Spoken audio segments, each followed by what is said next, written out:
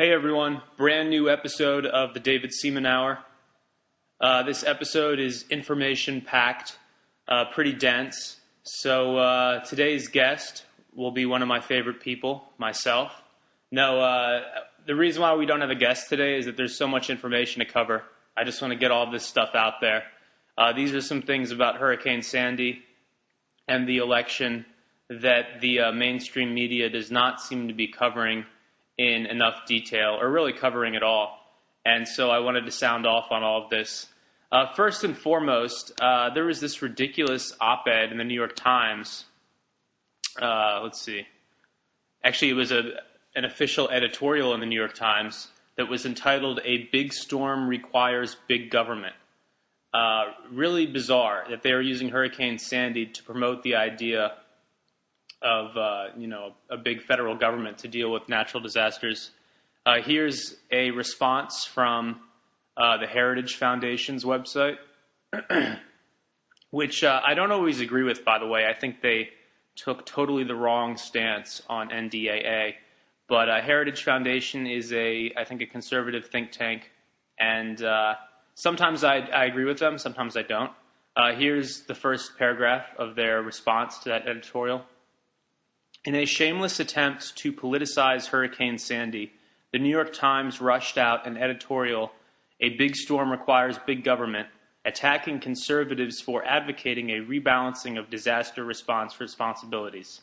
The Times says the Federal Emergency Management Agency, FEMA, quote, was put back in working order by President Obama, but ideology still blinds Republicans to its value. Many don't like the idea of free aid for poor people, or they think people should pay for their bad decisions, which this week includes living on the East Coast. End quote. That statement is, pardon my French, horse manure. The Times isn't the only entity on the left politicizing Hurricane Sandy. And then it goes on for a while. But I agree with Heritage in this case. It's pretty disgusting that the New York Times used a natural disaster affecting millions of Americans on the East Coast. They use that as a way to, hit the Mitt Romney campaign. It's really sad. I think when something happens of that magnitude, we need to put aside our stupid politics. Left versus right, red tie, blue tie.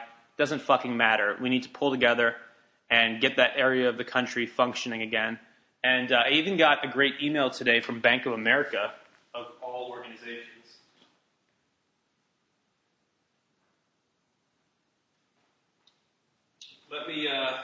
Sorry, I had to grab my phone.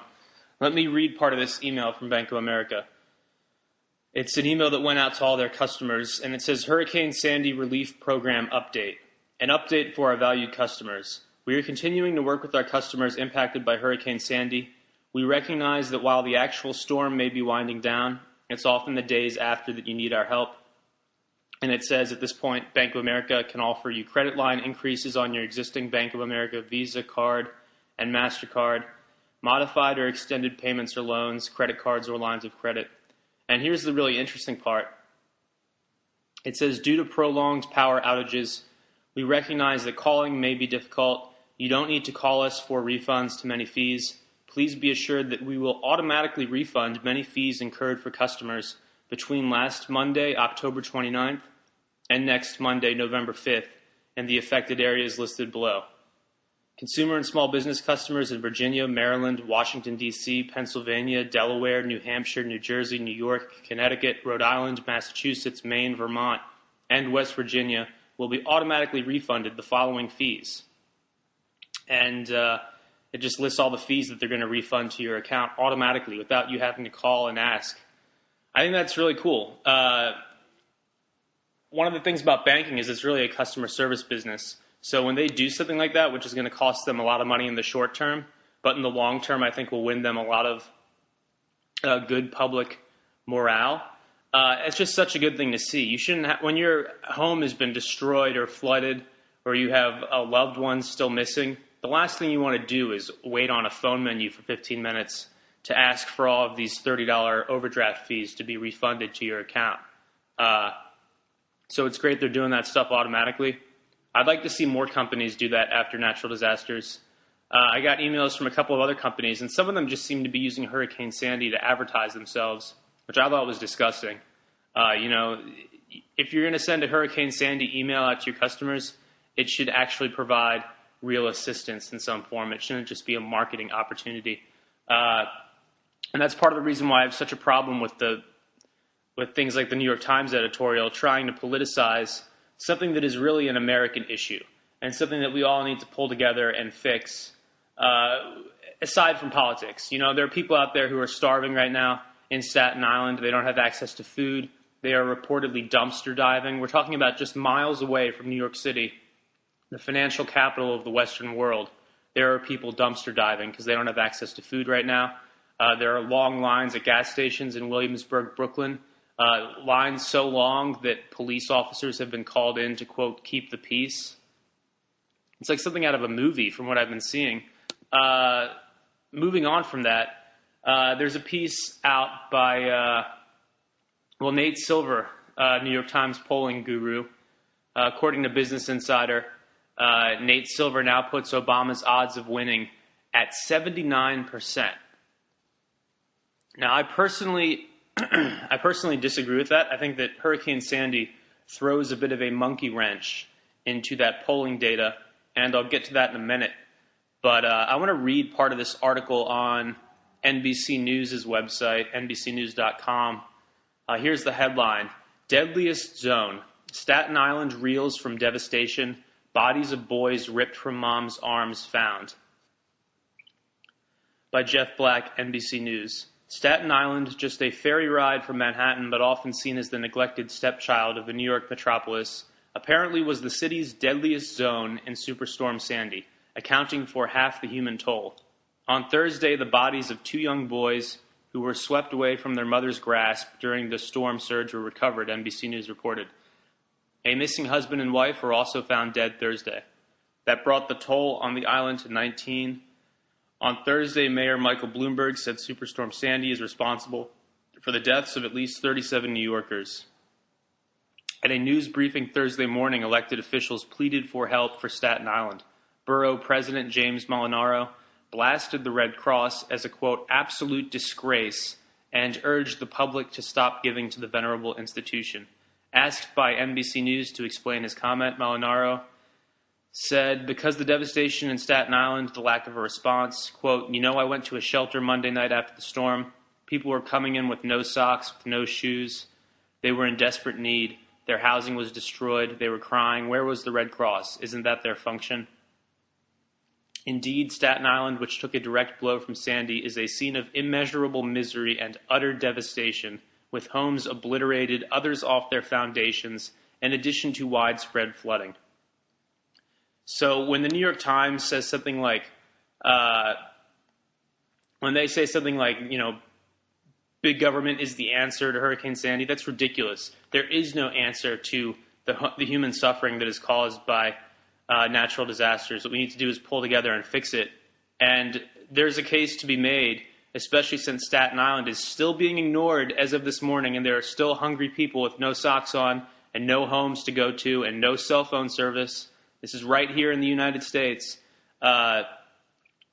Because of that, it leads me to believe that maybe central government disaster response is not the only way. Certainly we need some of that. You need some central planning authority. I'm not opposed to that. But I think from a common sense point of view, what makes a lot more sense is to have to empower local communities and local leadership and give them the financial resources they need to fix things in their own communities. Instead of waiting on FEMA or waiting on the bureaucracy of the Red Cross to slowly crawl forward and address these residents in Staten Island, if the federal government were to properly authorize funding for local leaders in Staten Island, they would be able to do a lot of the work themselves. And it would be done a lot faster because when you live in a community, you know what that community needs. When you're in an office somewhere sitting in a big leather chair and you're hundreds of miles away from the disaster zone, you don't necessarily have access to the same level of information. And there's a headline on the front page of Business Insider right now. This depressing NBC segment on Staten Island could change the way the world sees Hurricane Sandy. That's their headline. And So it's starting to leak out. It's starting to leak out that the government's response to Hurricane Sandy is not as good as some of the pundits are saying on MSNBC. It has not been an amazing response. Certainly in lower Manhattan, it seems like they're working very quickly to restore subway lines and all of that stuff and restore power to various financial institutions down there near Wall Street. But there are a lot of people who are not being seen right now. They're not having their needs met. The media is not covering it much other than this NBC News segment. And it's showing people that big government can't fix everything. It's a natural disaster. Obama is not God. He can't put up his hand and stop a hurricane from doing its damage. What we have to do is really volunteer our time and our money. Everyone in this country should care about Hurricane Sandy. It's a big deal. And it's kind of sick that a lot of the media is still in campaign mode and they're giving all the focus to this dog and pony show and not focusing on people's lives these lives have been impacted and in some cases taken by Hurricane Sandy. But so to go back to the election for a second, I believe this will have a negative impact on the Obama campaign. And I believe it might boost Mitt Romney because at the end of the day, I don't think people really believe that Mitt Romney is in any way responsible for this. There were some liberal bloggers who were talking about how Mitt Romney wants to do away with FEMA. And it's not as if Mitt Romney doesn't want to help people who've been impacted by natural disasters. He just thinks that there's a better way to organize this system. And if part of that involves empowering local communities, then I agree with that. I don't want to do away with central planning altogether, but you need both. You need both approaches to something this big. And the other thing that I think is going to help Mitt Romney in the days ahead, which I don't think Nate Silver has taken into account properly, is the fact that the youth enthusiasm for Obama that was there in 2008 is just not there right now. Young people who voted for him in 2008, they've seen his civil rights record. They see that Guantanamo Bay is still open. They see that the government is wiretapping and spying on American citizens on U.S. soil using our taxpayer money. They see that we still have troops over in Afghanistan. There are still young men and women around my age coming back to the United States in body bags. We don't really know why we're over in Afghanistan, why we're in this country that's like Tatooine from Star Wars, this desert country that doesn't seem to be in our best national interest to stay there indefinitely. There are so many things that Obama was supposed to have done and he hasn't done. The federal raids on medical marijuana dispensaries and on medical marijuana patients, those continue. That seems pretty drastic. It doesn't seem like a liberal thing to do to crack down on people who are suffering from terminal illnesses and smoking marijuana to ease some of their pain and to get their appetites back. That doesn't seem liberal to me. That doesn't seem enlightened to allow that to continue, and Obama has done so. He's allowed federal raids to continue to such an extent that even Nancy Pelosi urged him to put the brakes on this because it was really starting to upset her constituents in California. So I really don't think the youth vote is going to come out in force for Obama. Certainly most young people who do vote will vote for Obama, but I just think there are a lot of people who are going to sit this one out because they're unhappy and their finances aren't as good as they would have liked them to be by this point in time. And on the other side, I think there is a lot of enthusiasm, especially among older, more conservative voters. I think there's a lot of last-minute enthusiasm for Mitt Romney. Because, yeah, he's not everything that conservatives wanted by any means, but I think that at this point, there are a lot of older voters and a lot of members of the business community who just want to see Obama out at any cost. And I believe this will help Mitt Romney at the last minute, basically. I think people haven't been all that vocally supportive of Mitt Romney, but I think when push comes to shove, there are a lot of Americans who just want to see new leadership, and they're not happy with the way that the past 4 years have gone. And certainly I voted for Obama in 2008, and I did not vote for him again this time around. I voted early in Florida. I don't want to support somebody who signed the NDAA into law. I'm sorry, you don't reward somebody with another term for signing away your right to a trial. And somebody who quietly reauthorized the Patriot Act last year, that was never Obama's. That was not Obama's campaign in 2008. He wasn't campaigning on, I'm going to reauthorize the Patriot Act and I'm going to sign away your right to a trial to keep you safe from terrorists. That wasn't it.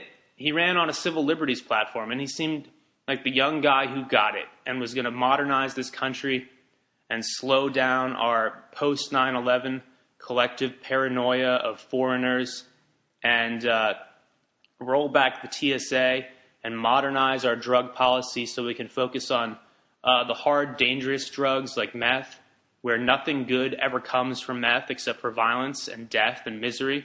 I thought he was going to do that, but instead we've kept the same drug policy that we had in the 1970s, and it's gotten worse with more crackdowns on nonviolent medical marijuana users.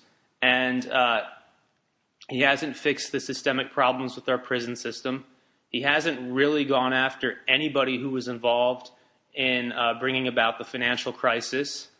So, I'm disappointed, and I'm disappointed to the extent that I voted for somebody else this time around. And I think a lot of young voters feel the same way. So, there's that. Let's see what else is going on today.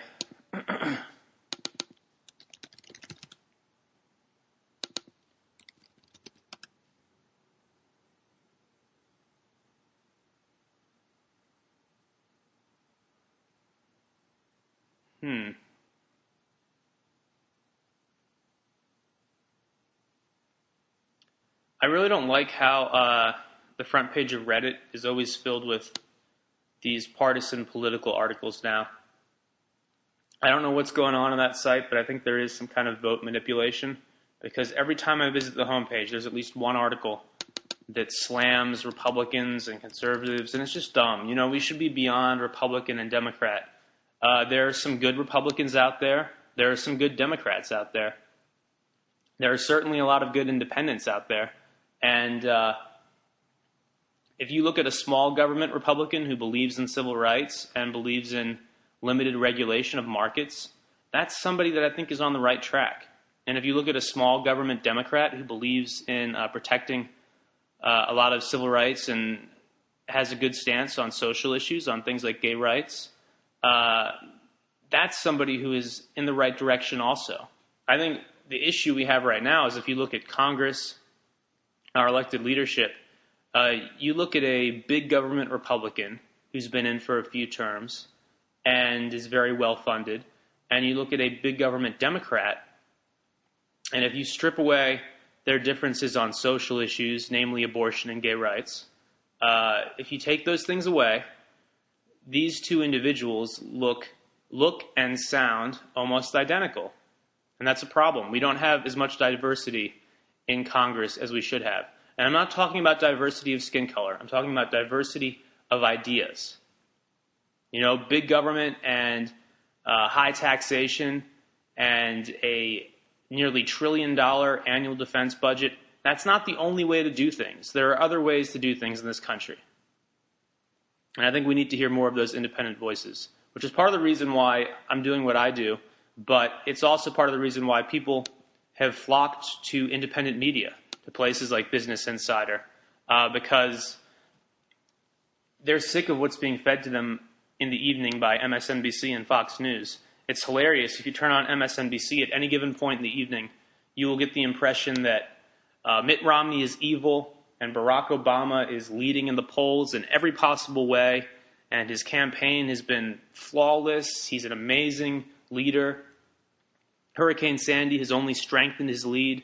And then if you flip over to Fox, you get the exact opposite, the absolute opposite.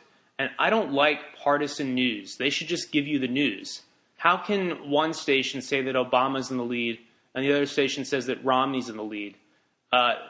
One of them is wrong. Both stations cannot be right. And I want to read, just to close this out, I want to read you a couple of tweets that I screen grabbed that really kind of pissed me off. This is a tweet from Ed Schultz, who is an anchor over at MSNBC. He's the host of The Ed Show. He said, as Hurricane Sandy approaches, remember that under Romney, there'd be no federal relief for natural disasters. Isn't that obnoxious? He's using Hurricane Sandy to promote Obama, basically. And then I have a screen grab of MSNBC, and at the bottom of the screen it has a logo that says "Keep Hope Alive," and it has the Obama O logo. Why is a national news network? Why does it have that banner on its chyron at the bottom? That makes no sense. That is not news. You know, Walter Cronkite or Edward R. Murrow, if they saw that, they would flip out. This is propaganda. It's not news. And Fox is just as bad, by the way. I mean, Fox, it's very obvious that Fox takes the Republican side and MSNBC takes the Democrat side. And I would like to see the news act more as a referee. What's the truth? What's actually happening? Stop promoting your guy and just tell us what's going on in this country. Here's one more tweet, and then we're going to get this thing online. Where is it? Okay, this is from Howard Feynman, who I think is the editorial director of AOL Huffington Post. Howard Feynman tweeted, Sandy helps Obama. Invisibility of any Mitmo stories. Prez is presidential. Mitt wants to abolish FEMA. Storm shows need for big government. So that's very similar to the New York Times editorial, saying that the storm shows the need for big government. I don't think so. I don't think the storm shows the need for big government. I think, if anything, the storm shows the need for not having our financial capital be right on the edge, barely above sea level. I think that's something we need to address, that we have these cities that are in areas that maybe made sense a couple hundred years ago, but in light of climate change and everything else going on, certainly don't make sense today. So we need to either build some kind of sea barrier or have an early warning system. I don't know what the solution is. I'm not a climate scientist, but clearly something needs to be done. If the New York Stock Exchange can be shut down for a couple of days due to this, and if innocent people are dying because of it and now have their apartments and homes destroyed and they're wiped out financially, something needs to be done about that. And this is not being covered in the press. You know, the press is covering Hurricane Sandy a little bit because they have to. But if you go to, if you go to CNN.com this morning, the focus is mostly on the election. Yeah, this is above the fold on CNN's website. So these are the stories you see before you scroll down, just at the top of the page. Romney, my vision for America. In an op-ed for CNN.com, Republican presidential candidate Mitt Romney writes that he offers the nation real change and a real choice. So the top of the page is a Mitt Romney op-ed. And then to the left of that is a chart showing the U.S. hiring numbers. U.S. hiring increases, jobless rate ticks higher. You have to scroll down just about to see the stories about Hurricane Sandy. There's an article, Opinion, New York's infrastructure fails. Mom can't get help, 2 sons die. New Jersey beach before and after Sandy. And then little clamor as iPad mini goes on sale. I like how the iPad mini going on sale gets the same level of priority as Hurricane Sandy. Anyway, thank you for listening. And if you want to help the show out, there are some great deals for listeners over on our sponsor's website, creditcardoutlaw.com/deals.html. Again, that is creditcardoutlaw.com/deals.html. And they have some great deals posted this week for our listeners, including the Capital One Venture Rewards card, which has a 10,000 bonus miles promotion. And there's the Capital One Cash Rewards card, which has a $100 cashback promotion. There are also a number of great airline miles cards there, including the Virgin America credit card and the Gold Delta Sky Miles credit card. And if there is one thing I am addicted to, it is airline miles. I have the Virgin America program myself. I collect Elevate points. I also use United's Mileage Plus program. I'm a big fan of that one as well. And there's one other one that I use. What is it called? Oh, yeah, the Capital One miles. Capital One miles are great because you can use them on any airline. You just book through their Travelocity thing on their site. But, yeah, thank you for listening, and stay tuned for some more great episodes in the days ahead.